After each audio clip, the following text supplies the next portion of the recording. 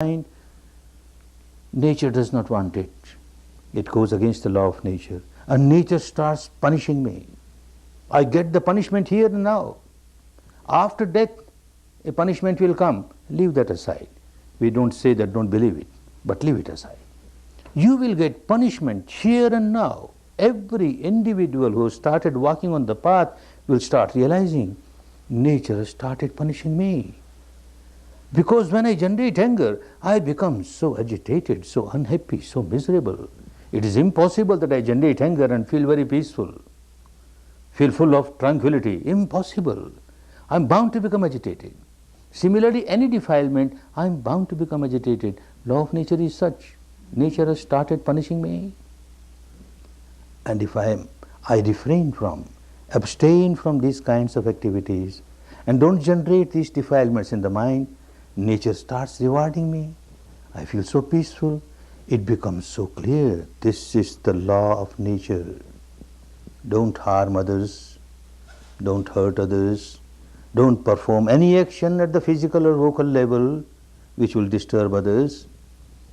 Because you do not know, you have started harming yourself. You are the first victim of your action. You want to kill somebody, you generate anger. When you generate anger, you are being punished then and there. You are the first victim of your own anger, your own defilement. This becomes clearer and clearer to somebody who walks on the path of Dhamma. Then at a deeper level, because when I started experiencing the truth inside, the behavior pattern, the way of life starts changing automatically.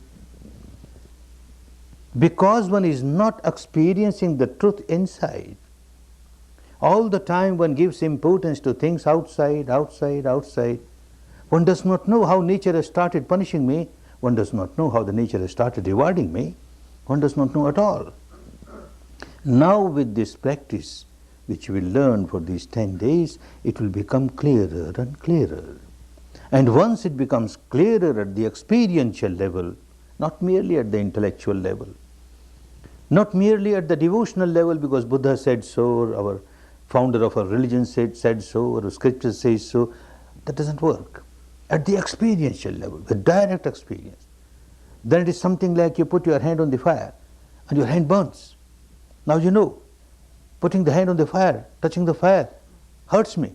Next time you are very careful not to put your hand on the fire. You don't like your hand to get burned, so you will keep away from this. You will start experiencing it deep within yourself that whenever you hurt others, before hurting anybody, you started hurting yourself. You started burning inside.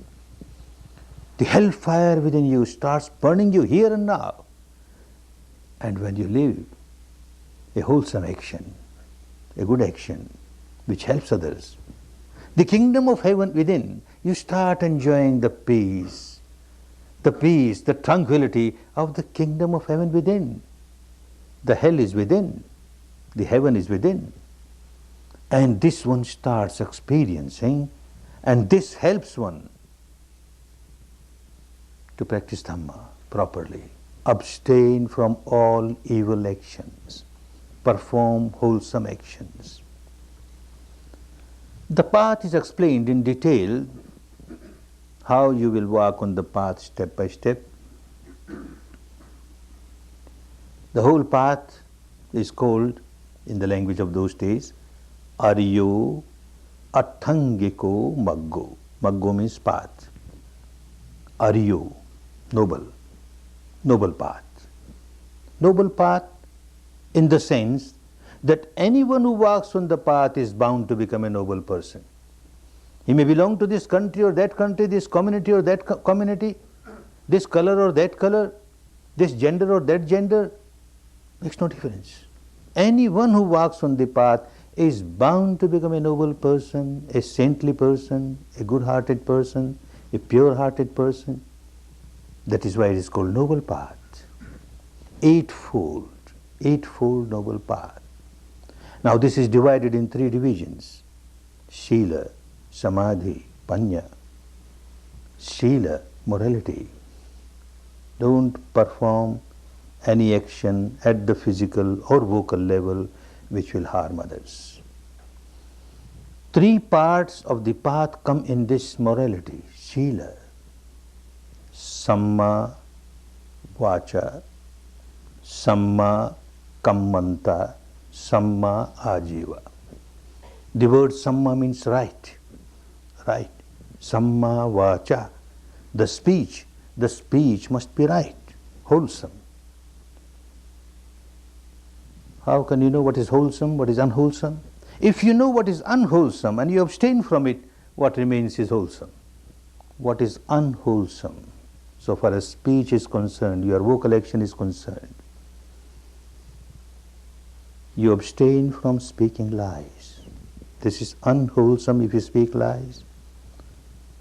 You abstain from speaking harsh words which hurt others, does not help them in any way. Because if you do that, it is unwholesome. You abstain from speaking words of backbiting. 2 persons are friends, and you hear something from here and then say something else to the other person, and then you hear something, you break their friendship, make them enemies. You have performed unwholesome action. Or you just talk slanderous words, unwholesome action. Useless words, wasting your time, wasting the time of others, unwholesome vocal action. Abstain from all these, and what remains is the wholesome action, Samma Vacha, wholesome vocal action. Samma Kammanta, wholesome physical action. Same yardstick. Any action which hurts and harms other beings is unwholesome. You abstain from that, and what remains is wholesome. Don't kill, don't steal, don't perform sexual misconduct, don't take any kind of intoxicants. If you abstain from that, then all your physical actions are wholesome, automatically wholesome. What remains is wholesome. Samma Ajiva, right livelihood. Unless one is a monk or a nun or a recluse or a hermit, in that case one goes out with a begging bowl and doesn't keep anything with him or her. But a householder is not supposed to go out with a begging bowl. Has to work to earn livelihood, and work hard and work honestly without harming others. Now the same yardstick, without harming others. Your profession, your dealings must be such that yes, you get your remuneration from that, but it does not harm others. If you get lot of profits in your business and that business is harming others, it is not Samma Ajiva, not Samma Ajiva. If your means of livelihood is such which encourages other people to break Shila and live an immoral life and disturb the peace and harmony of others, it is not a Samma Ajiva, not a right livelihood. For example, someone starts doing business of arms, ammunitions, guns, bullets, bombs, atom bombs, hydrogen bombs, one gets a lot of money, good profit. But anyone who buys will use it for killing others. Not a good livelihood, not a right livelihood. Someone says, I don't kill. Yes, you don't kill. But you help others to kill. You are encouraging others to kill. Not right livelihood. Someone deals in flesh or meat, fish, and says, I don't kill. Somebody else is killed. You are encouraging someone else to kill. Not right livelihood. One deals in animals, grazes animal, and then gave it to the butcher. He kills. I don't kill. No, you are encouraging it. Not right livelihood. One deals in poison. Anyone who makes use of it to kill others. Not right livelihood. Like this, anything the commodity in which you are dealing, if it encourages others to break their Shila, then your livelihood is not livelihood. Even certain livelihoods which look quite wholesome, but the motivation is wrong. If the motivation is wrong, it becomes unwholesome.